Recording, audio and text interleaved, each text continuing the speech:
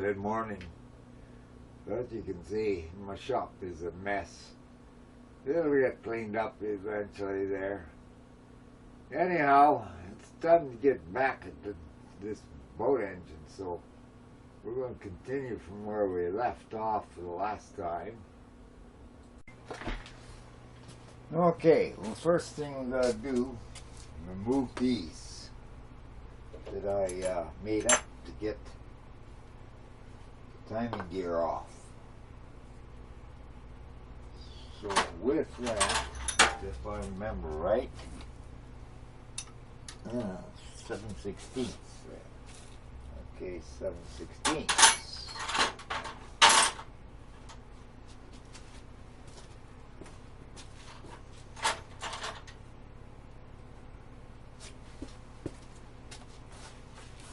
Maybe get a little more there, so we'll remove these two brackets so I can take this camshaft here out, clean it up, lubricate it, and put it in. That's number one. Now don't lose these bolts. These are critical bolts.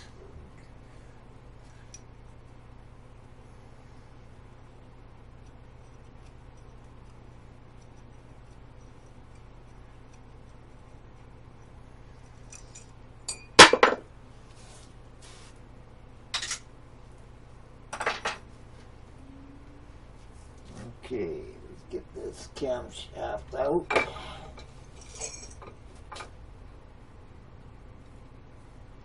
You got to be careful in taking these out too, so you don't damage the bearings. Yeah, we got to get this exact.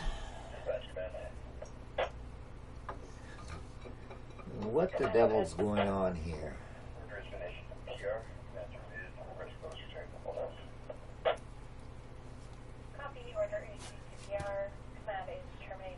We got something brought behind here.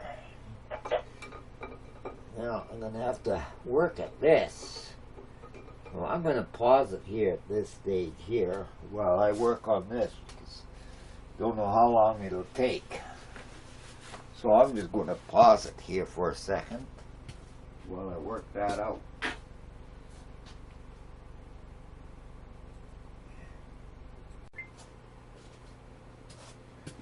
Okay, what was jamming is a couple of my nuts from my puller gear fell down in there, and just raising this camshaft enough that it won't come through this front bearing.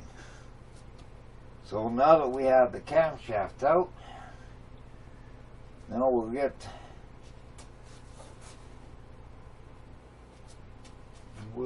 my old lubricant, clean it up, wipe it down, clean it up. We get it put back in, lube the bearings up, make sure they're all clean, and yeah.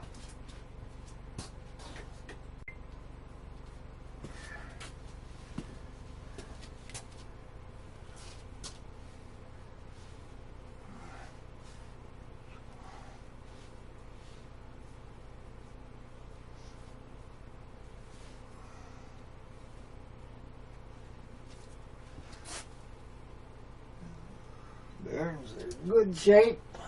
That's good. No damage. Now,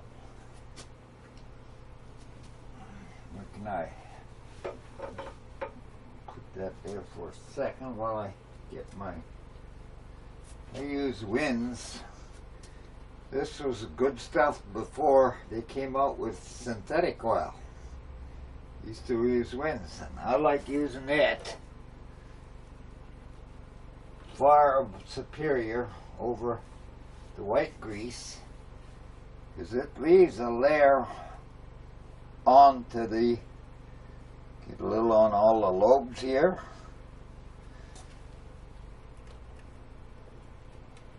Back when I was years back, I'm retired now, for those who don't know, I don't know if I mentioned I am 73. I am fully retired. I have been a mechanic all my life, pretty much. Got my license in 1974. And since then, things have sure changed a lot. Totally lost with this newer stuff. I'm more of the old school, so a lot of tricks here you'll see will be the old school method.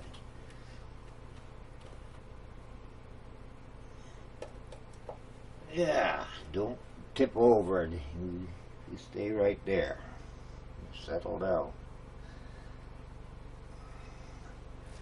So we'll start at the beginning here.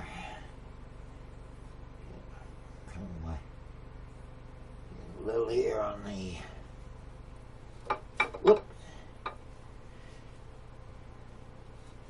backwards. Guess I should look first. Get rushing here and you don't look and oh yeah, right.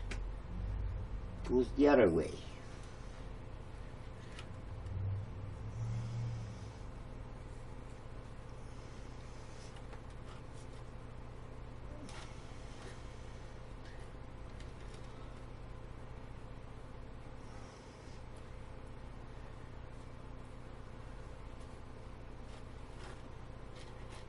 I tore this engine apart in the fall, so it's gonna be fun here and there trying to find where everything is. You know how things go when you tear things apart. Things tend to get lost. That feels much better now. Lift this out of the way and kind of gently guide this in here.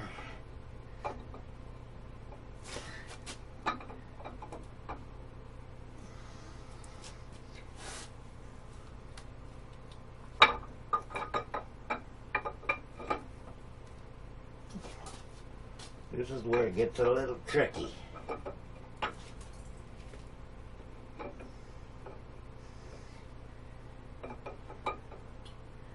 For lack of light in here,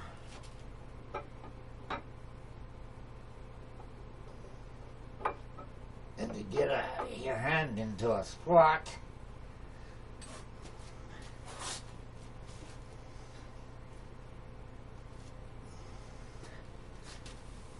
with a little old plastic hammer here, just gently tap it into the final spot. Okay, well, we gotta go clean plate, get a little lubricant there.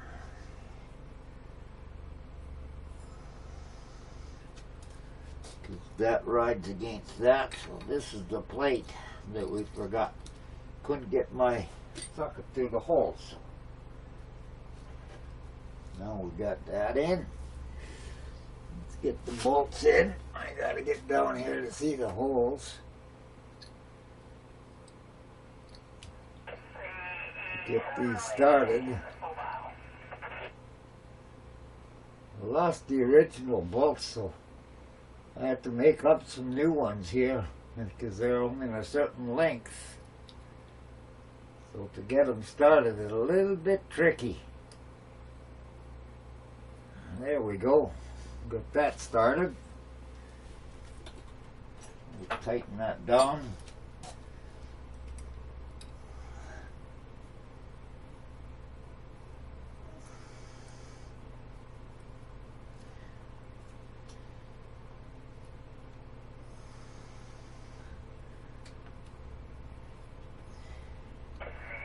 To get this tightened down, I'll show you how to set the timing here.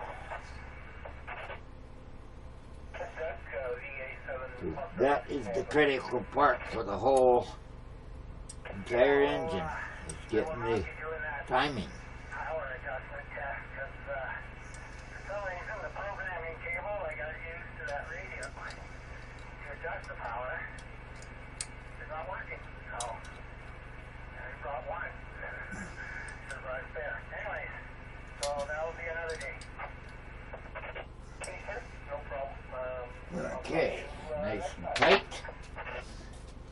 on, in, one camshaft, back in place. Now I gotta go clean my hands for the next stage.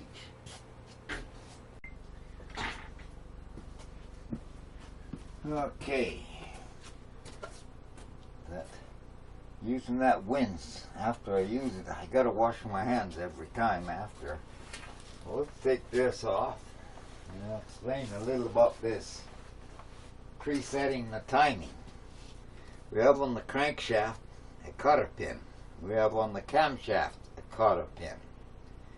So generally, first thing, make sure they're up. This is what I do, is I make sure they're up when I got the engine upside down. Now, we want to get this on number 1, which is this cylinder here, which is the critical part of everything else here and after.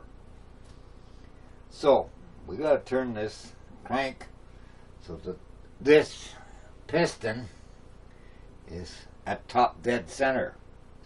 Then we line the camshaft, so these two lobes are down in where both valves would be closed.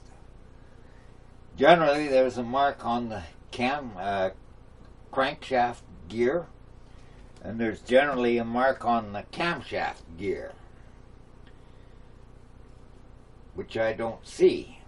So, when you can't see one, there is a trick, and that is the trick. Make sure this piston is at top dead center, and then inspect your two lobes here to see that they're on the flat bottom side of the lobe for the lifter that keeps both valves closed.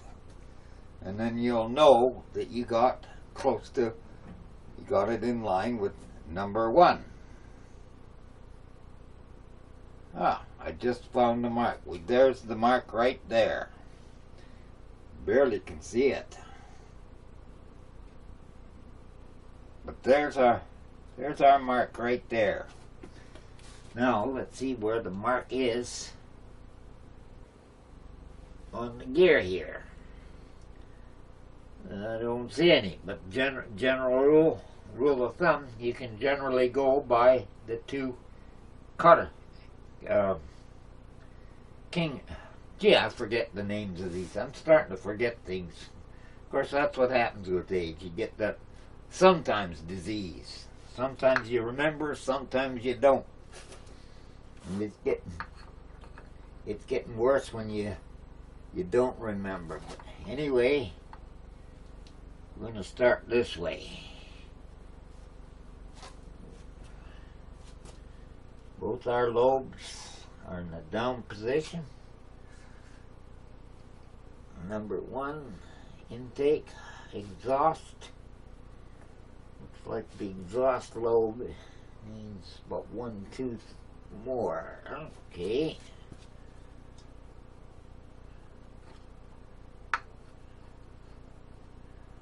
Okay, well, let's get this spun around so that we're at top dead center. So, now to find my channel locks. I get so many things going on here, I lose track where I put things. Next time I go for it, I'll remember, what did I do last? Oh, probably there. You can get my channel locks here, and we're going to spin this so that this is at top dead center.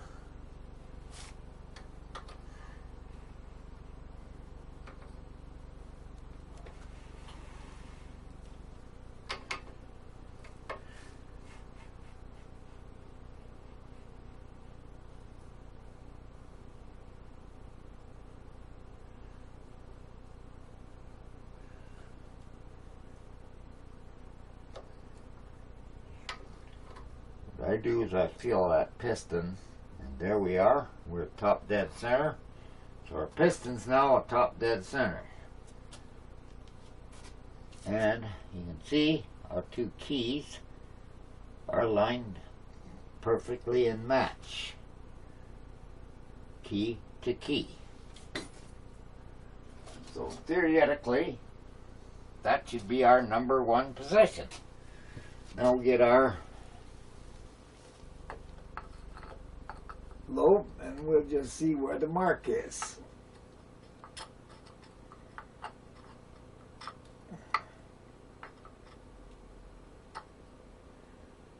And there's our mark right there. It tells me I'm 1 tooth out. So if I go 1 tooth there, put some mark there.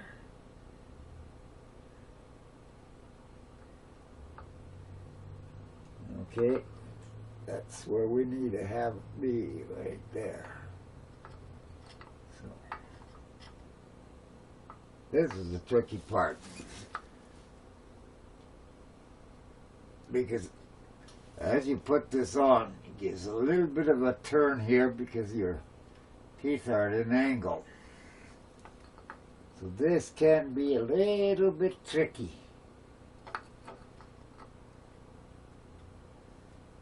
Okay, our mark is right there. And what the... Where is that?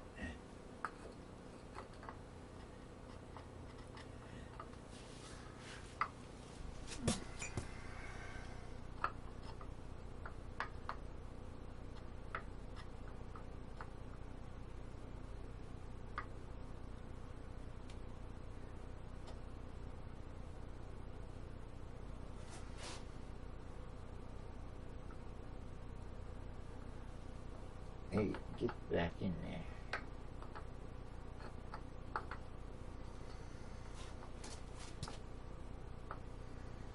Well, come on. Let's have a little cooperation here.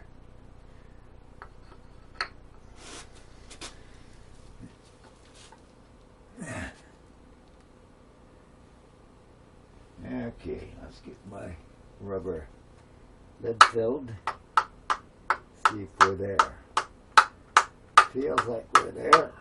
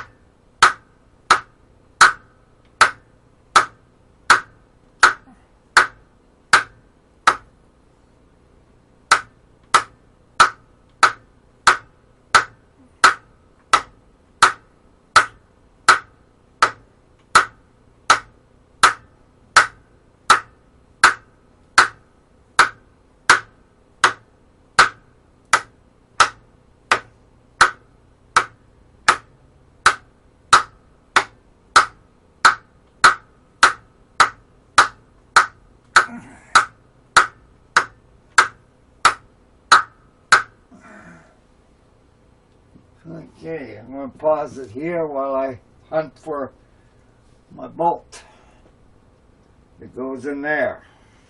So we're going to pause it here because I got to hunt for everything. Things during the winter, while I was waiting for my parts, disappear. And it's a matter of now looking, where did it go?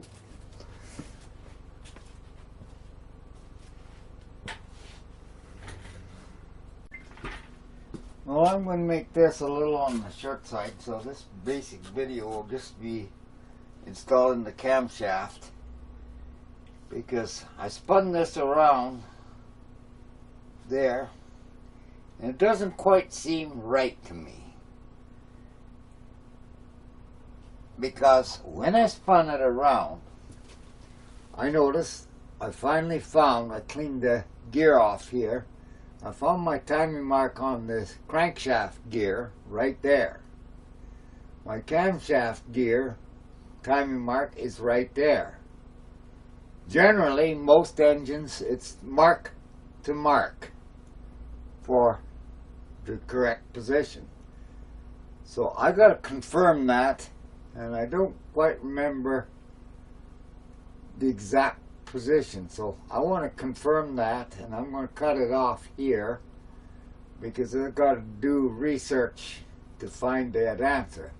Because as it is now, the number 1 intake lobe is up there, which tells me that is correct. The intake valve is open. As the piston's going down, it's sucking the fuel in and air. Remember, it's a 4-stroke engine, so you got your intake, your combustion, your power stroke, and your exhaust in that pattern. So we're going to check on that and confirm it, and we will get back to this later. Also, I'm going to be hunting for bolts, so it'll be a while before I get back here to this. So hope you like it. As I said, you tear something apart in the fall and you order parts what's needed, things get lost. Then it's trying to remember how it all came apart and to put it together. So thanks for watching, and hit that subscribe button if you like the videos.